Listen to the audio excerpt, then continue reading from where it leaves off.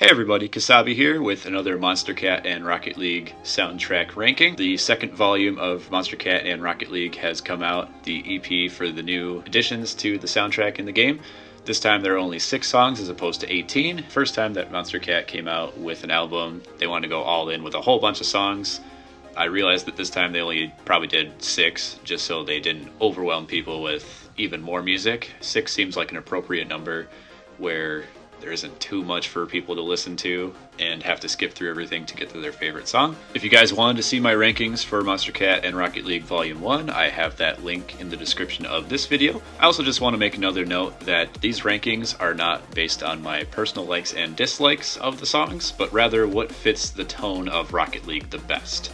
I will be judging things based on the lyrics, how much they make sense, are they repetitive, and overall the tone of Rocket League to me is something that's very quirky and fun. For the majority of the songs are high energy, they're relaxing. There are a couple of ones that are mixed in that are more focused on the vocals or more focused on emotion, but for the most part it's a lot of crazy stuff that kind of goes along with cars running around at each other, exploding things, scoring high octane goals, jumping all over the air. To put it simply, the tone of Rocket League is something that's high energy, it's noticeable, makes you want to bob your head a little bit, but not too much. It's not overwhelming, and your main focus is still on the game primarily. The soundtrack is mainly there to enhance the amount of fun that you're having while scoring some ridiculous goals and blowing other people up, boosting around the map, that sort of thing. So without any further ado, my rankings for Rocket League and Monstercat Volume 2, starting with number 6 and working my way up to number 1. At number 6, I have Truth and Malice by INTERCOM. I just want to start out by saying this is a beautiful song. It sounds like Porter Robinson took a squadron of violins and just created some masterpiece. My main complaint with this song is this sounds like something that makes me want to lay in bed, listen to the whole thing from start to finish, and rethink life. Or, just do some soul searching. To me, it sounds too sad and kind of dark for Rocket League. It just doesn't fit the rest of any of the songs that have previously been on the Rocket League soundtrack.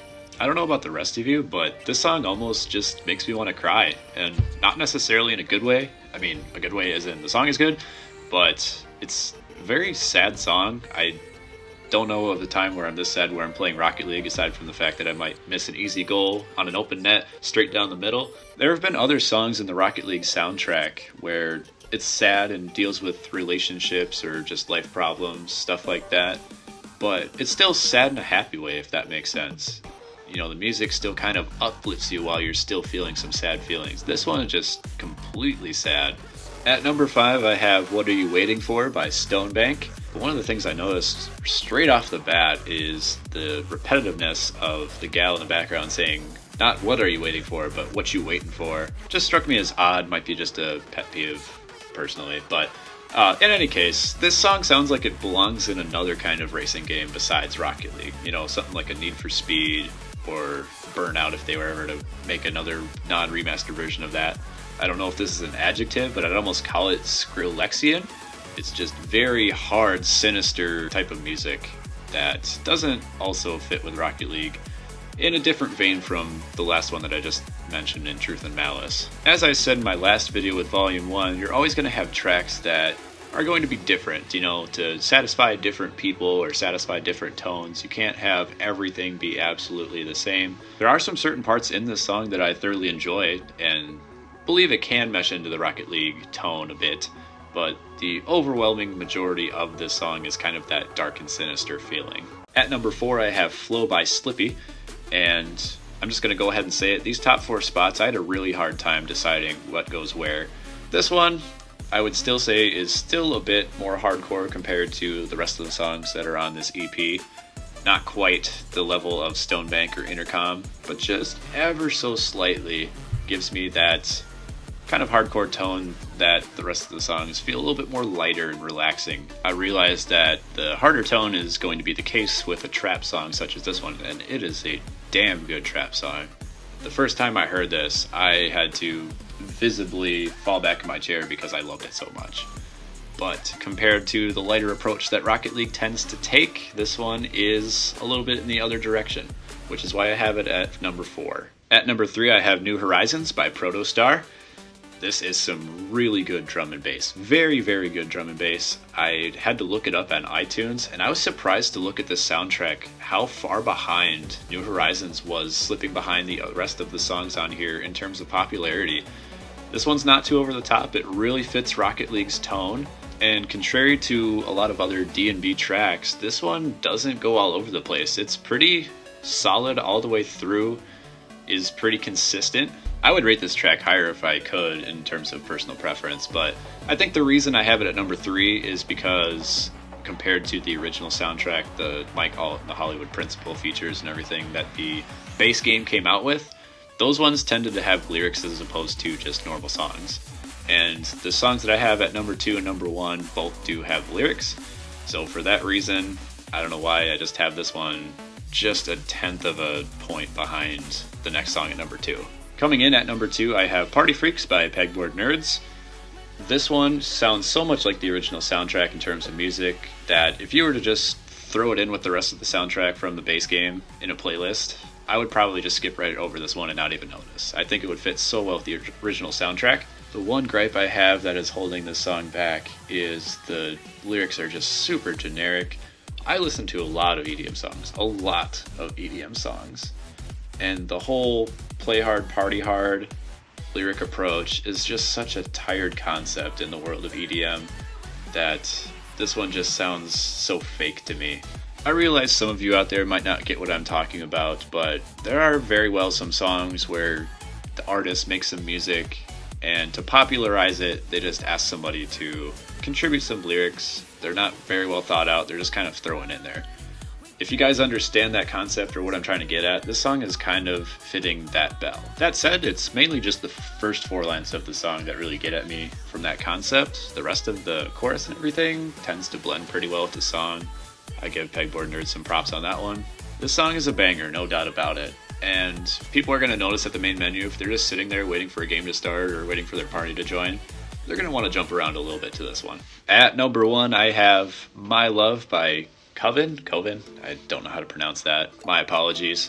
Rocket League chose this one as the title track for the new update, the one that plays as soon as you load into the game, and they know very well why they did that. This song is so damn smooth. On top of that, the lyrics aren't overwhelming. There's a lot of song formulas where, it's just build up to the drop, chorus comes in, you do it all again. This one, and forgive me again for pronouncing the artist's name wrong, I'm just going to refer to him as the artist. The artist in this one just kind of lets things play out. It doesn't force anything, just kind of lets it slowly, smoothly interweave back and forth. Every time you think there's a drop, it just kind of overtly just goes right back into the song. It fits the tone of Rocket League. It's that song that makes an emotional connection and doesn't take away too much from the tone. It's one of those songs that I mentioned earlier. It's a bit sad, but at the same time kind of uplifting, makes it enjoyable. Every time Rocket League adds a new piece to their soundtrack, they have that one song that people just tend to go nuts over and flock to because it is so emotional but so enjoyable at the same time. This is that song for Rocket League and Monstercat Volume 2. Every time Rocket League teases that they want to bring back one of their songs that was on their previous soundtrack and they ask the fans, which one do you want to be added back to the main menu, it's always going to be a song like Breathing Underwater or Don't Stop the Party, the ones where the singer just gives it their all in terms of emotion, the straight up power that they have with their voice singing the song. Again, this is that song. This is that one song that I mentioned earlier where, you try and be a little bit emotional and see if you can get a reaction. This is that song, and it did a successful job of doing that. This concludes my rankings for Monstercat and Rocket League Volume 2. I realize there's going to be a lot of disagreement for those of you who are watching this video. If that is the case, be sure to let me know why. If you feel like Rocket League has a different tone than the one that I mentioned in the video, let me know what you think the tone is, or what the songs that you tend to like or think Rocket League gives meaning to.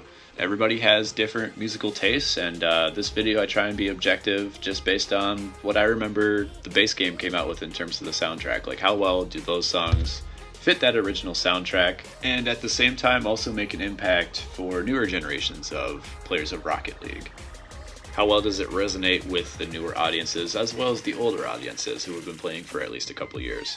Once again, overall, similar to Volume 1, I am happy with what Monstercat has added to the Rocket League soundtrack. This is, again, a good direction that Rocket League is taking.